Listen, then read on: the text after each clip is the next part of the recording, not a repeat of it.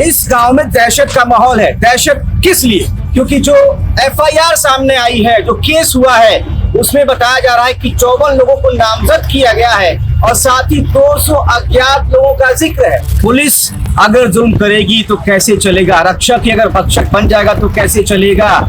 अरे भाई साहब, थाना प्रभारी क्या, एसपी और डीएसपी तक को भी पकड़ के रखना चाहिए।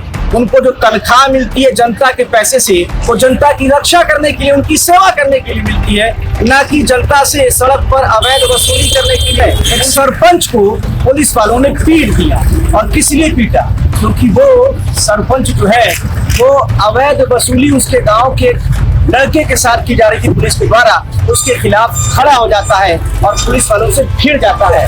डर है ना, डर है कि केस में नाम आ जाएगा, उठा ले जाएगा पुलिस। भाई, गिरफ्तारी, छापेमारी और तलाशी के दौरान पुलिस वालों को वीडियो बनाना है, वीडियोग्राफी करना है।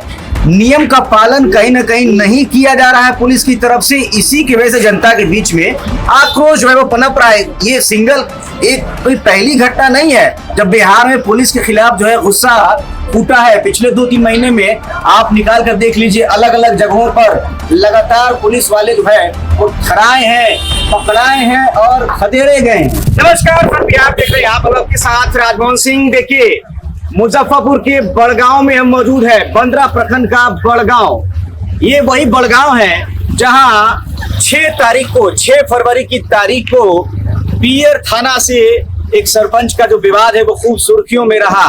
और इस चौक के आसपास जो अब ये नजारा है कि दुकानें भी नहीं खुल रही है, ताले लटके हुए हैं, शटर गिरे हुए हैं दुकानों के कई जगहों पर, और चहल पहल जो है वो आम दिनों के मुकाबले कम हो चुकी है। इसकी वजह यह है कि भाई साहब, उस दिन तो सरपंच के लिए पूरा गांव जो है वो पुलिस वालों से भिड़ गया था। बहुत कुछ हुआ था इस चौक पर, एक आक्रोश पनप गया था, चूंकि पहले भी पुलिसिया जुल्म की कहानी यहाँ पर लोगों ने देखी थी।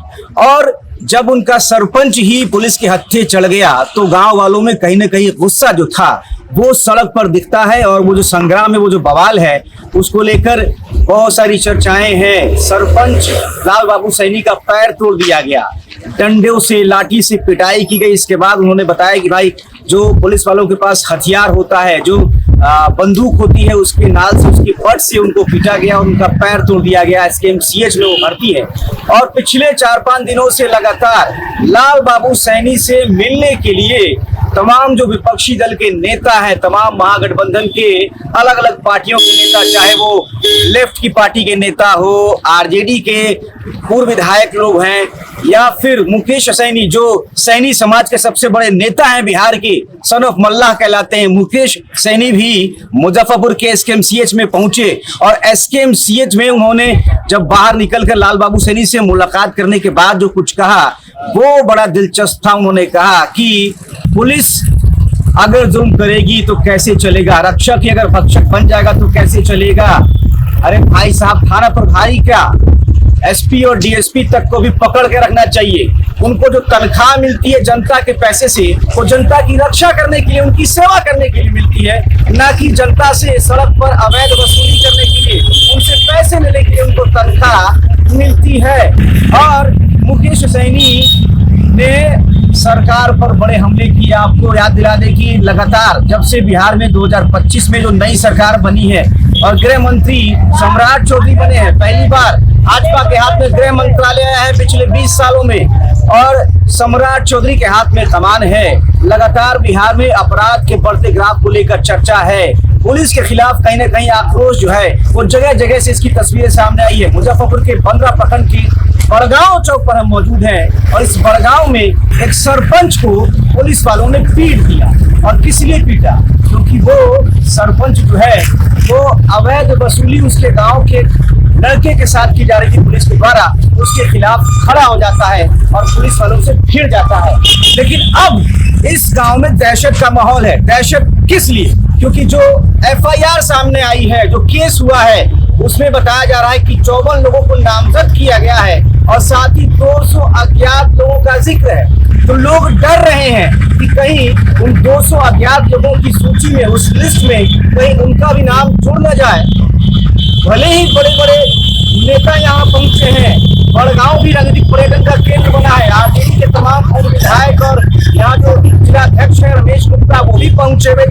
लोगों से बातचीत भी की, लेकिन रमेश गुप्ता ने जो लोगों से बात करते हुए ऑफ रिकॉर्ड जो कुछ कहा, हमारे सूत्र बताते हैं कि उसमें रमेश गुप्ता ने लोगों को कहीं ना कहीं नसीहत दी कि भले ही हमने एसएसपी से बात की है, आला अधिकारियों से बात हम लोगों ने की है, लेकिन आप लोग रोड पर ऐसे ही खुलेआम मत घूमिएगा, किसी को उठा ले जाएगा तो हम लोग को मत कहिएगा। ये आलम है पुलिस प्रशासन का खौफ जो है, पुलिसिया कार्रवाई का खौफ जो है वो इस बड़गांव में इस तरीके से है। भले ही 6 तारीख को आक्रोश दिखाया लोगों ने, लेकिन अब खौफ है। और जो एफआईआर दर्ज की गई है, नामजद लोग किए गए हैं, उसमें दिलचस्प बात यह है कि भाई साहब जो उस दिन यहाँ घटना में शामिल नहीं थे, जो इस गांव में मौजूद नहीं थे, ऐसे लोगों के नाम भी एफआईआर में डाल दिए गए हैं। जो लोग बाहर रह रहे हैं ऐसे भी लोगों के नाम डाल दिए गए। तो चर्चा हमको मिले तो बता रहे हैं कि भाई हम तो गाँव में थे, कहाँ गए चचा? आ गए तो भाई आलम यह है कि पुलिसिया कार्रवाई का खौफ है पूरे गांव में, उस वजह से कहीं ना कहीं सभी लोग डरे हुए हैं और कोई जो है कैमरे पर कुछ बोलना नहीं चाह रहा है। कैमरे पर बोलने से सभी लोग बचना चाह रहे हैं। क्या भाई कुछ बोलना चाहिए? क्या नाम है आपका? तो जो कुछ हुआ बड़गांव में उस दिन पुलिस और पब्लिक के बीच जो झड़प हुई, याद है आपको? कुछ बताना चाहिएगा। जी याद है। हुआ क्या था? हुआ क्या है, जैसे कि एक गाड़ी पे यानी कि डीजे का सामान जो होता है, बर्तन बासन जो होता है, वो यानी कि लोडिंग है। ठीक है, लोडिंग के पश्चात जो हुआ जो थोड़ा हट के, जैसे बड़ा सब थोड़ा हट के वो आ रहा था कनाई में, यानी कि 112 नंबर गाड़ी जो है वो उसके साथ देखा मतलब लोड सामान और आए चौक पर आए और उसे यानी कि पैसा मांगे वहाँ से यहाँ चौक पर तक आ गए। और उससे क्या पता हुआ कि उसे पैसा डिमांड किया गया कि आज की सामान लोड है, पैसा 1500 रुपया दो। और वो आदमी यानी कुछ बाजा तो नहीं बज रहा था, पैसा मांग रहा था। तो उसके पास 200 रुपया शायद नशा साइकिल था, तो वही यानी 200 रुपया दे रहे। तो वो कह नहीं दे, 200 में नहीं होगा, 1500 रुपया लाओ, नहीं तो खाना चलो। तो इसी वजह से पैसा था नहीं जो दे पाता 1500। तो क्या किया आगे, बोले कि चलो गाड़ी में बैठो और चलो क्या थाने पर चलो, वैसे जो होगा से अपना होगा। तो इसकी वजह से बगल में मतलब कि तालाब सरपंच जी मतलब कि हुए पहुंच गए वहाँ पे यानी घर बाजू में चौक। अच्छा, हाँ घर चौक पे ही है। वो आए समझाने के लिए कि हाँ क्या हुआ, देखे मामला को तो पैसा डिमांड कर रहे थे। ठीक, तो वही पैसा मांग रहे थे, तो वही पैसा हाथ में नहीं देगा। तो बोले कि उसको बताया, तो सरपंच साहब आए तो बोले कि ये मेरा ही गांव के बगल का लड़का है जो अभी सामान लोड कर कमाने के लिए जा रहा है।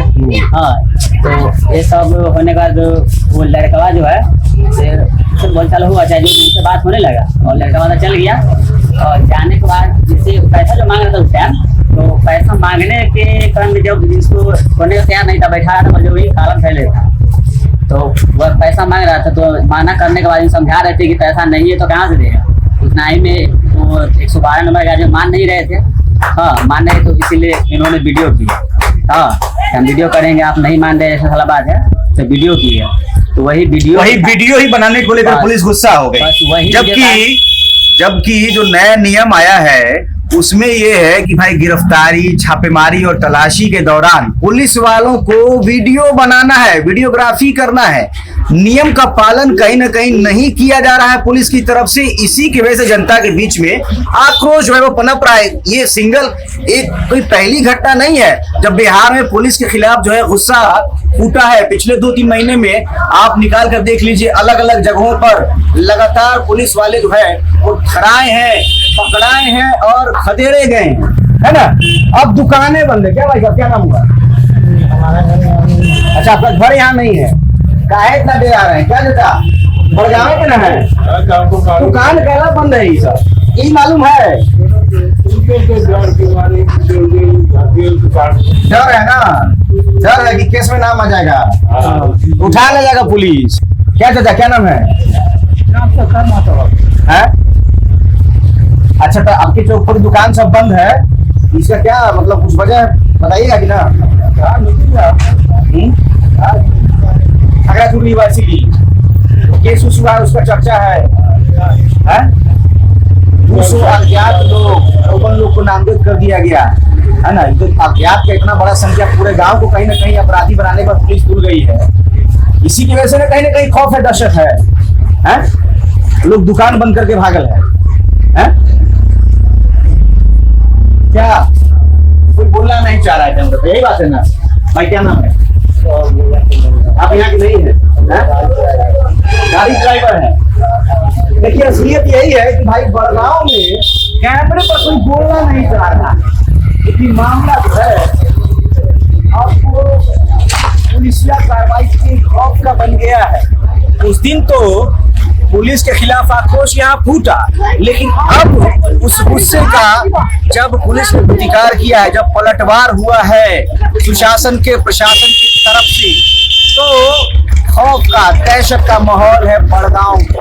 लोग अपनी दुकानें बंद करके फरार चल रहे हैं कि भाई कहीं पुलिसिया कार्रवाई की जद में वो भी ना आ जाए, क्योंकि पुलिस ने जो एफआईआर की है उसमें 54 लोग 50 से अधिक लोगों को नामजद किया गया है। साथ ही 200 अज्ञात भी जिक्र है, 200 अज्ञात का भी जिक्र है एफआईआर में। और इसकी वजह से कहीं न कहीं जो माहौल है वो तनावपूर्ण बना हुआ है बड़गांव में। 15 प्रखंड के उसी बड़गांव में जहां पुलिसिया कार्रवाई को लेकर झड़प हुई थी, ग्रामीणों और पुलिस के बीच में झड़प हो गई थी और आक्रोश जो है लोगों का वो सामने आया था।